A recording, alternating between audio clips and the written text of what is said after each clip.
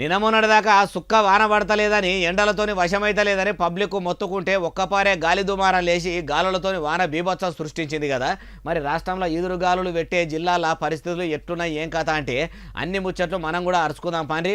నిర్మల్ జిల్లా కడెం మండలంలో అయితే మొత్తం గాలి దుమారం పెట్టి ఎక్కడికక్కడ చెట్లు కూలిపోయినాయి. రోడ్ల మీదనే చెట్లు పడేసరికి బండ్లు పోయేదందుకు రాకపోకలకు మస్తుగానే తిప్పలైందట. గాలి దుమారంకు చెట్ల మీద వేసిన రేకులు కూడా ఎక్కడికక్కడ పడిపోయేసరికి పబ్లిక్ భయంతో బుగులు పడ్డారట. పడరా మరి ఏం వానలు ఏం గాలి దుమారం అది.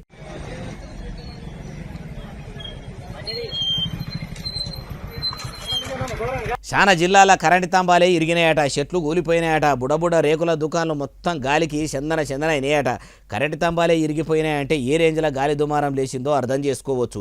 చెడగొట్టు వానలతోనే రైతులకే పరిశానం ఉన్నదని మొన్నటిదాకా వానలు పడ్డప్పుడు అనుకుంటే ఇప్పుడు వానకాలంలో కొట్టే వానలు పడితే వడని కానీ గాలి దుమారం ఎందుకు పెట్టబట్టే గాలి కూడా మనుషులను ఆగం చేసేందుకే మోపైంది కదా అంటుర్రు ఈ ముచ్చటిన్నోళ్ళు.